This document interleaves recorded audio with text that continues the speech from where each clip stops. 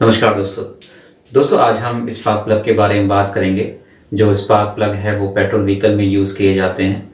आपने देखा होगा जो स्पार्क प्लग के चेंज करने का टाइम इंटरवल है, किसी व्हीकल में कम होता है, किसी व्हीकल में बहुत ज़्यादा होता है।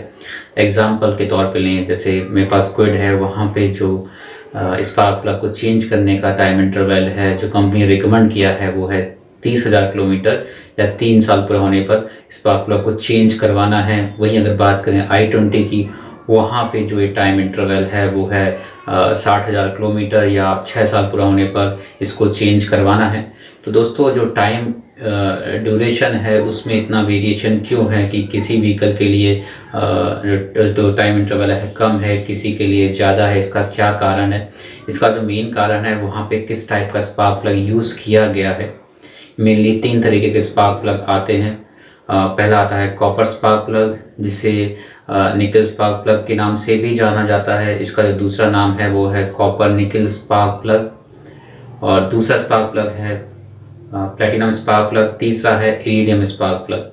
इसके अलावा भी और भी टाइप्स के स्पार्क प्लग आते हैं, पर मेनली ये जो 3 स्पार्क प्लग हैं इनका यूज़ सबसे ज़्यादा होता है। इसलिए इस वीडियो में हम इन 3 स्पार्क प्लग के बारे में बात करेंगे। और दोस्तों इस वीडियो में हम ये भी जानेंगे, अगर मेरे व्हीकल में कॉपर स्पार्क प्लग है, मैं इसको अपग्रेड करता हूँ, मींस मैं प्लैटिनम यूज़ करता हूँ या इरिडियम यूज़ करता हूँ, उससे जो मेरा व्हीकल का परफॉर्मेंस है वो बढ़ेगा या जो माइलेज है उसमें इम्प्रूवमेंट आएगा। तो ये भी एक मुद्दा रहेगा। तो सबसे पहले हम बात करते हैं कॉपर स्पार्क प्लग के बारे में। दोस्तों जो कॉपर स्पार्क प्लग होता है उसमें एक कोर होती है जो कॉपर की होती है। इसमें एक सेंट्रल इलेक्ट्रोड होता है, साइड इलेक्ट्रोड होता है, जिसे ग्राउंड इलेक्ट्रोड भी कहा जाता है। जो दोनों इलेक्ट्रोड होते हैं उसमें वो निकल अलॉय के होते हैं, निकल अलॉय की इसमें कोटिंग होती है।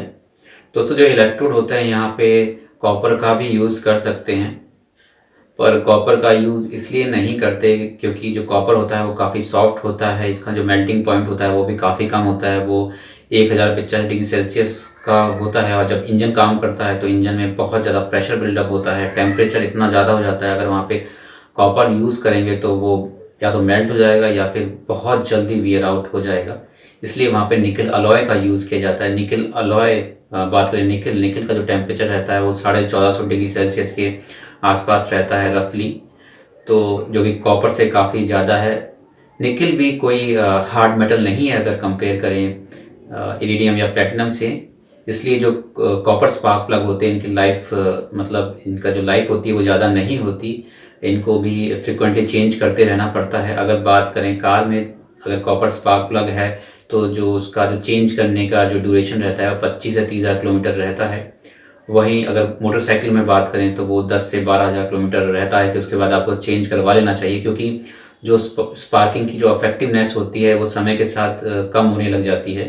इसलिए बेटर यही रहता है कि आप स्पार्क प्लग चेंज करवा लें। दोस्तों अब बात करेंगे प्लैटिनम स्पार्क प्लग के बारे में।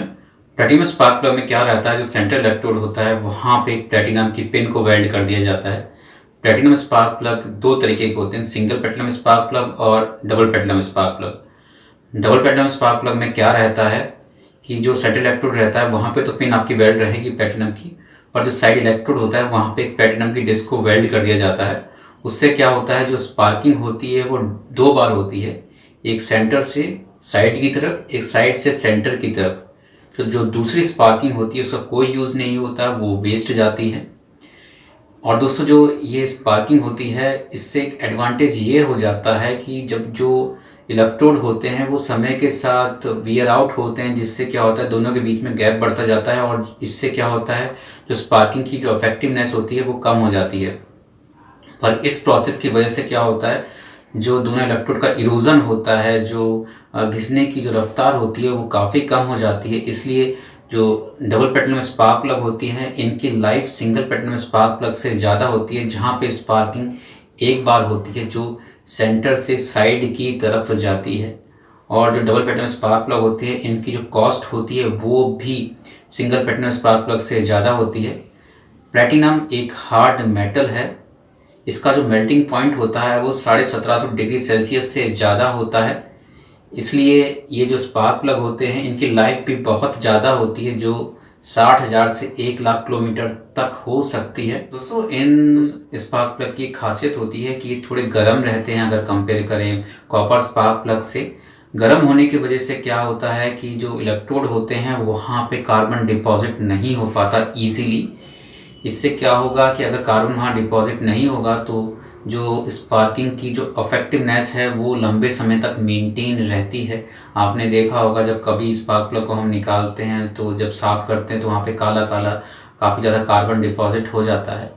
तो इन स्पार्क प्लग में ये एडवांटेज रहता है कि वो इजीली डिपॉजिट नहीं होगा। अगर डिपॉजिट होता है तो या तो वो जल जाता है या उस गर्माहट की वजह से वो वहाँ जम नहीं पाता। दोस्तों अब बात करेंगे इरिडियम स्पार्क प्लग के बारे में। इरिडियम स्पार्क प्लग में क्या रहता है कि जो सेंट्रल इलेक्ट्रोड होता है वहाँ पे इरिडियम की पिन को वेल्ड किया जाता है और ये भी दो तरीके के होते हैं, सिंगल इरिडियम स्पार्क प्लग और double iridium spark plug. Double iridium spark plug में क्या रहता है कि जो सेंट्रल इलेक्ट्रोड रहता है वहाँ पे तो इरिडियम की पिन वेल्ड रहती है, साथ में जो साइड इलेक्ट्रोड होता है वहाँ पे प्लेटिनम की डिस्क को वेल्ड किया जाता है, ना कि इरिडियम की। इससे क्या होता है कि वही स्पार्किंग जो होगी वो 2 टाइम्स होती है, सेंटर से साइड की तरफ, साइड से सेंटर की तरफ, और दूसरी जो स्पार्किंग होती है वो वेस्ट जाती है, उसका कोई मतलब नहीं होता है। बस ये होता है कि जो इरिडियम स्पार्क प्लग है उसकी जो जो जो जो इलेक्ट्रोड होते हैं उनकी जो घिसने की जो रफ्तार होती है उसको कम कर देती है। इरिडियम जो मेटल होता है ये काफ़ी हार्ड होता है कंपेयर करें प्लेटिनम से, और जो इसका मेल्टिंग पॉइंट होता है वो 2450 डिग्री सेल्सियस से ज़्यादा होता है। और जो इरिडियम स्पार्क प्लग होते हैं इसकी जो कंडक्टिविटी होती है वो भी प्लेटिनम से बेहतर होती है। और जो इरिडियम की जो लाइफ होती है, जो ड्यूरेशन होता है वो इरिडियम से 25% ज़्यादा होता है। अब बात करते हैं कीमत की। जो कॉपर स्पार्क प्लग है वो मार्केट में 80 से 100 रुपये के बीच में मिल जाता है। वहीं बात करें जो प्लेटिनम स्पार्क प्लग है इसकी जो कीमत रहती है वो कॉपर से 2 से 4 गुना हो सकती है।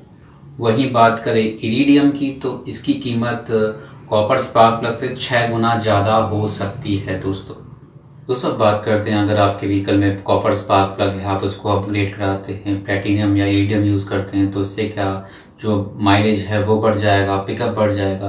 तो दोस्तों ऐसा नहीं है, थोड़ा बहुत शायद फ़र्क पड़ जाए, क्योंकि जब एक इंजन का डिज़ाइन किया जाता है तो स्पार्क प्लग को ध्यान में रखा जाता है। अगर आप स्पार्क प्लग चेंज करते हैं तो उससे क्या होगा, जो स्पार्क प्लग का जो स्पार्क की जो इंटेंसिटी है या स्पार्क का जो पैटर्न है वो चेंज हो सकता है, जिससे जो कंबशन होता है इंजन में उस पर प्रभाव पड़ सकता है। इंजन का जो टेम्परेचर है वो ज़्यादा हो सकता है शायद। तो बेटर यही है कि जो स्पार्क प्लग आपके व्हीकल के लिए रिकमेंड किया गया है आप उसी के साथ स्टिक रहें। क्योंकि चलिए आपने स्पार्क प्लग को अपग्रेड कर लिया, तो अगर आप प्राइस की कंपेयर करें तो जो कॉपर स्पार्क प्लग है वो 100 रुपये, अगर उसकी कीमत मान लेते हैं वो 500 रुपये का है, तो और आपकी जो चेंज करने का टाइम इंटरवल है वो 30,000 किलोमीटर है, तो बेटर यही है कि आप अपने जो कॉपर स्पार्क प्लग है उसी पे स्टिक रहें जो आपके लिए रिकमेंड किया गया है। वहाँ पे आप इसको 5 बार चेंज करवा सकते हैं, तो और बेटर यही है कि आप इसको 25,000 पे चेंज करवा लें, ताकि जो व्हीकल का परफॉर्मेंस है वो मेंटेन रहेगा। दोस्तों कभी भी स्पार्क प्लग को डाउनग्रेड ना करें। जो स्पार्क प्लग आपके लिए रिकमेंड किया गया है, जैसे double platinum spark plug recommend किया गया है, तो आप उसी को यूज़ करें, सिंगल प्लेटिनम स्पार्क प्लग पर भी नहीं आए। दोस्तों काफ़ी लोगों को जानकारी नहीं होती कि उनके व्हीकल में कौन सा स्पार्क प्लग यूज़ किया गया है, और जब कभी वो स्पार्क प्लग चेंज करवाते हैं, मान लीजिए वहाँ पे प्लेटिनम स्पार्क प्लग है और मैकेनिक ने जो स्पार्क प्लग है उसको डाउनग्रेड कर दिया, वहाँ पे कॉपर स्पार्क प्लग यूज़ कर लिया, तो इससे क्या होगा, स्टार्टिंग में तो परफॉर्मेंस ठीक रहेगा, पर समय के साथ जो माइलेज है या पिकअप है वो उसको प्रभावित कर सकती है, मीन्स डाउन भी हो सकता है। तो दोस्तों जो स्पार्क प्लग आपके व्हीकल के रिकमेंड किया गया है, बेटर यही है कि आप उसी के साथ स्टिक रहें। और ऐसा नहीं कि आप स्पार्क प्लग को अपग्रेड नहीं करा सकते, अपग्रेड करा सकते हैं, कॉपर की जगह आप प्लेटिनम या इरिडियम यूज़ कर सकते हैं, पर कभी भी स्पार्क प्लग को डाउनग्रेड ना करें। और अगर आप अपग्रेड करते हैं तो ऐसा कोई मैजिक नहीं हो जाएगा कि जो माइलेज है या परफॉर्मेंस है वो बढ़ जाएगा। तो सबसे बढ़िया तो यही है कि जो स्पार्क प्लग आपके व्हीकल के लिए रिकमेंड किया गया है उसको आप टाइम पे चेंज करवाते रहें, उससे बढ़िया कुछ नहीं है। तो दोस्तों मैं आशा करता हूँ कि ये वीडियो आपको पसंद आया होगा, और मैं इस वीडियो को यहीं पे समाप्त करूँगा। फिर मिलेंगे नए वीडियो के साथ। धन्यवाद।